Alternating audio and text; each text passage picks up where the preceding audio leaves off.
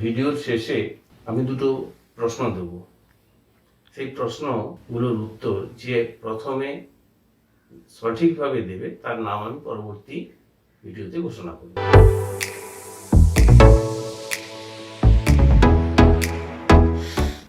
প্রিয় ছাত্রছাত্রীরা, আজকে চতুর্থ অধ্যায় নিয়ে আমি আলোচনা করব। সংঘবদ্ধতার যুগ, বৈশিষ্ট্য ও বিশ্লেষণ। এই অধ্যায়টিকে আমি পাঠ পাঠ করে পড়াবো। আজকে টপিক এতে সিপাহী বিদ্রোহ নিয়ে কিছু কথা বলবো। দুটো প্রশ্ন, একটি 8 নম্বরের প্রশ্ন আর একটি 4 নম্বরের প্রশ্ন নিয়ে কথা বলবো। সংঘবদ্ধতার গোড়ার কথা কেন বলা হচ্ছে? আমরা আধুনিক যুগের ইতিহাস পড়ছি। এই আধুনিক যুগের ইতিহাসে আমরা দেখেছি যে স্বাধীনতার আন্দোলনে দরিদ্র, অশিক্ষিত জনগণ ও শিক্ষিত জনগণ তাদের রাজনৈতিক সংগঠনের দ্বারা গোড়াতে সংঘবদ্ধ হচ্ছিল, যাতে ভারতবর্ষ থেকে ব্রিটিশদেরকে বিতাড়িত করা যায়। সেই জন্য বলা হচ্ছে সংঘবদ্ধতার গোড়ার কথা। আমরা টপিক এতে যে বিষয়টি নিয়ে আলোচনা করব সেটি হচ্ছে সিপাহী বিদ্রোহ। 1757 খ্রিস্টাব্দে আমাদের ভারতবর্ষ নতুন পরাধীনতার শৃঙ্খলে আবদ্ধ হয়েছিল পলাশির যুদ্ধের মাধ্যমে। পলাশির যুদ্ধে লর্ড ক্লাইভের জয়লাভ এবং সিরাজউদ্দৌলার পরাজয় বাংলা তথা ভারতবর্ষের নরনারীকে একটা নতুন পরাধীনতার শৃঙ্খলে আবদ্ধ করেছিল। তারপর থেকে 1857, 100 বছর।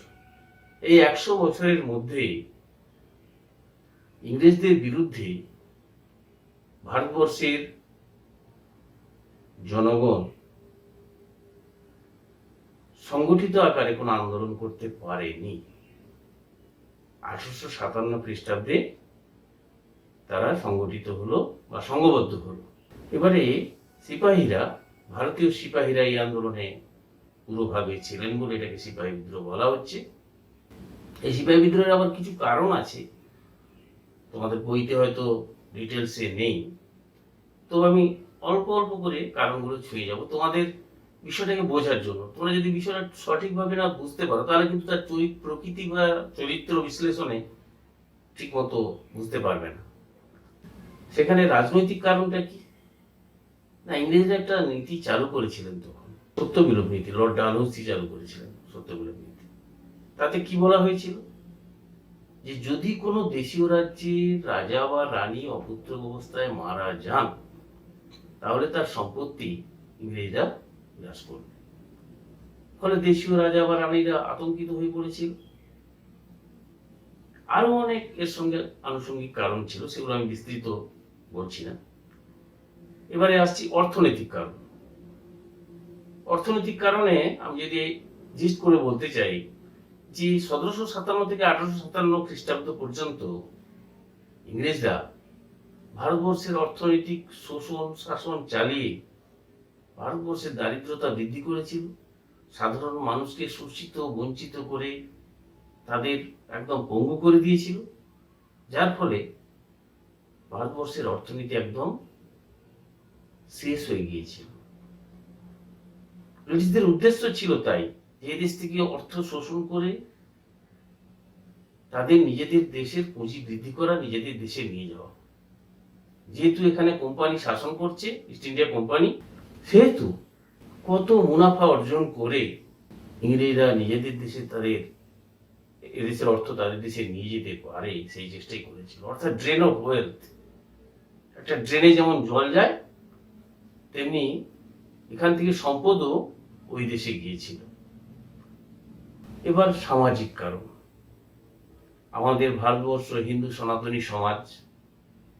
ইংরেজরা এসে এখানে সতীদাহ উচ্ছেদ করলেন। সেটা কিছু কিছু গোঁড়া সম্প্রদায়ের মধ্যে হয়তো এটা ভালো কাজ, হয়তো ভালো কাজ না, নিশ্চয়ই ভালো কাজ, কিন্তু কিছু গোঁড়া সম্প্রদায় তাদের বিরুদ্ধে গিয়েছিল। এটাও একটা কারণ। জোর করে খ্রিস্টান ধর্মে ধর্মান্তরিত করা, এগুলো ভারতবর্ষের সনাতনী হিন্দু সমাজ ভালোভাবে মেনে নেয়নি। আর প্রত্যক্ষ কারণ হচ্ছে বারুদের মুখে অগ্নিস্ফুরণের ন্যায় কাজ করেছিল।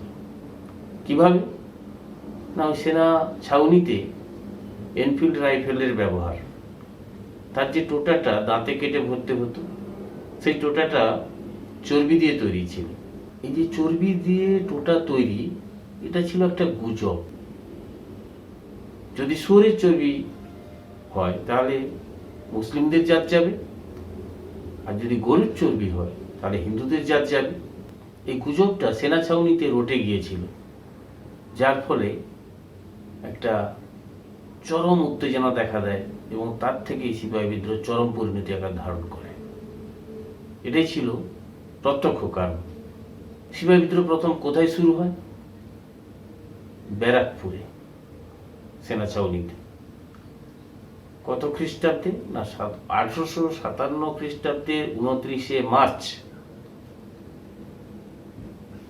এই বিদ্রোহের প্রথম শহীদ ছিলেন মঙ্গল পাণ্ডে।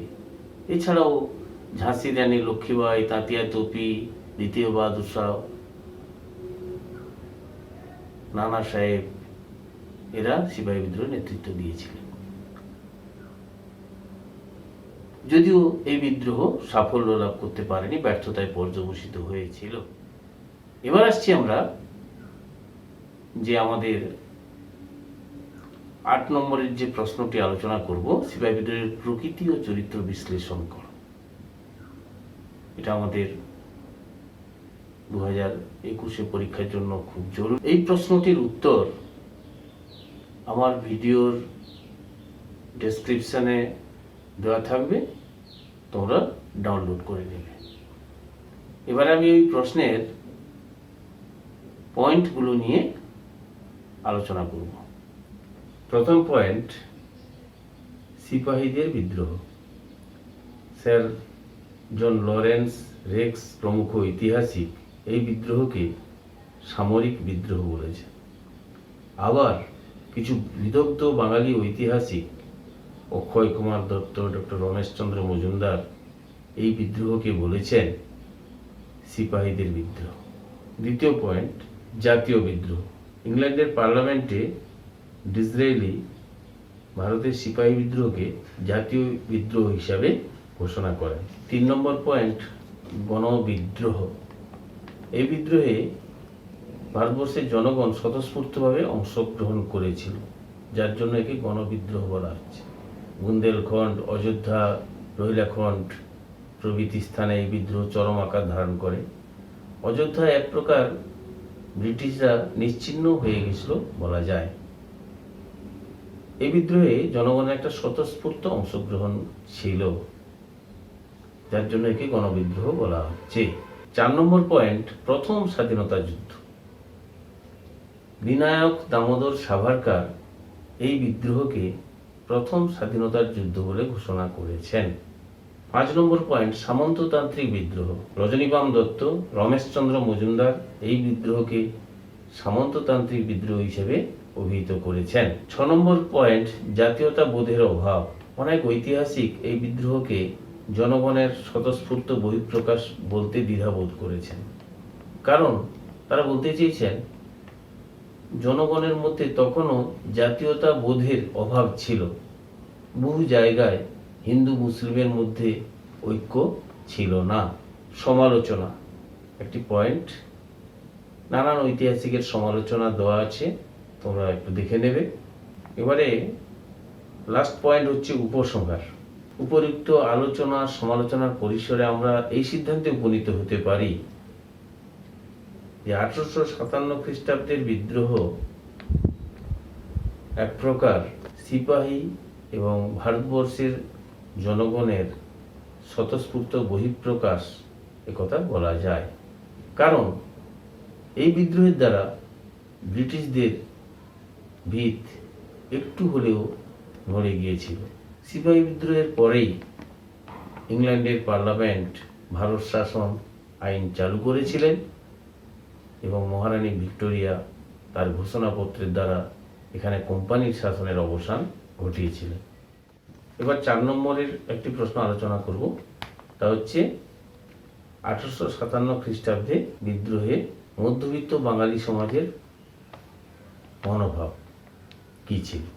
এর একটা ভূমিকা লিখতে হবে। ভূমিকাতে কি লিখবে না, ঊনবিংশ শতকের উষালগ্নে পাশ্চাত্য শিক্ষায় শিক্ষিত যে বাঙালি মধ্যবিত্ত সমাজ, তারা সিপাহী বিদ্রোহ সম্পর্কে একেবারেই অনভিজ্ঞ ছিল। সিপাহী বিদ্রোহ সম্পর্কে তারা নেতিবাচক মনোভাব পোষণ করেছিল, কারণ তারা ব্রিটিশ শাসনের প্রতি আস্থাশীল ছিলেন।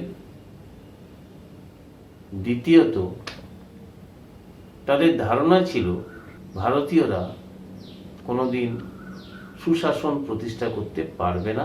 তৃতীয়ত, বাঙালি বুদ্ধিজীবীদের মধ্যে একটা প্রতিক্রিয়া তৈরি হয়েছিল বা মনোভাব তৈরি হয়েছিল, সিপাহীরা স্বতন্ত্র শাসন ব্যবস্থা প্রতিষ্ঠা করতে পারবে না। 4 নম্বরে, বাঙালি মধ্যবিত্ত সমাজ এই মনোভাব পোষণ করেছিল যে সিপাহী বিদ্রোহের এই ধ্বংসাত্মক রূপ, এটা কোনো মতেই সুস্থ সমাজ বা শাসন গঠনের পক্ষে সহায়ক নয়, যার ফলে তারা এটা সমর্থন করতে পারেনি। পত্রপত্রিকাগুলির যে তখনকার মনোভাব, পত্রপত্রিকাতে যারা লিখেছেন তারাও সিপাহী বিদ্রোহকে ভালো মনে মেনে নিতে পারেননি তাদের লেখনীতে।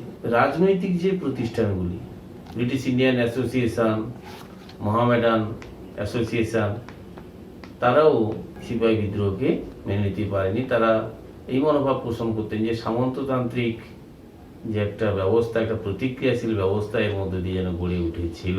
মূল্যায়নে কথা বলা যেতে পারে যে বাঙালি মধ্যবিত্ত সমাজ প্রথম দিকে ব্রিটিশদের পক্ষে থাকলেও পরবর্তীকালে তারা বুঝেছিলেন যে সিপাহী বিদ্রোহের ফলশ্রুতি হিসাবে পরবর্তীকালে ভারতবর্ষে বৃহত্তর আন্দোলনের সংগঠিত রূপ প্রকাশ পাবে।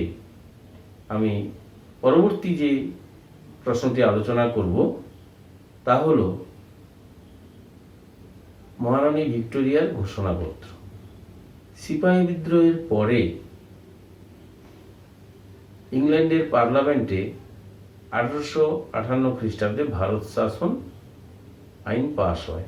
বলা হয়েছিল যে ভারতবর্ষের শাসনভার মহারানী ভিক্টোরিয়া নিজের হাতে গ্রহণ করবেন, কোম্পানির শাসনের অবসান ঘটবে।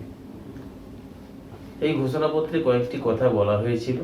1 নম্বরে, ভারতীয়দেরকে সমান অধিকার দেওয়া হবে, কোনো প্রকার ধর্মীয় সামাজিক ব্যাপারে ইংরেজ সরকার হস্তক্ষেপ করবে না। 2 নম্বর, সত্য বিলোপ নীতি বাতিল করা হবে। 3 নম্বর, দেশীয় রাজাদের দত্তক গ্রহণের অধিকার দেওয়া হবে। 4 নম্বর, জাতি ধর্ম বর্ণ নির্বিশেষে ভারতীয়দের মধ্যে চাকুরি ও পদোন্নতি বন্টন করা হবে। সবশেষে বলা যায় যে এই নীতিগুলি বা এই আইনগুলি কেবলমাত্র কাগজে কলমেই থেকে গেছে, এগুলি কোনো সময় কার্যকরী হয়নি। এই জন্য ইংরেজদের প্রতি ভারতীয়দের ঘৃণা ও বিদ্বেষ আরও বেশি করে বেড়ে গিয়েছিল। যাই হোক, আমি আজকে এই পর্যন্ত টপিকেতে আলোচনা করলাম। আমি যে 2টো প্রশ্ন দেব বলেছিলাম, প্রথম প্রশ্ন, সিপাহী বিদ্রোহের প্রথম শহীদ কে ছিলেন? 2 নম্বর প্রশ্ন, সিপাহী বিদ্রোহকে ভারতের প্রথম স্বাধীনতা যুদ্ধ কে বলেছিলেন? এই 2টো প্রশ্ন তোমরা উত্তর দেবে ভিডিওটি দেখে। পরের ভিডিওতে আমি এই অধ্যায়ের বাকি পার্টটা নিয়ে আলোচনা করব।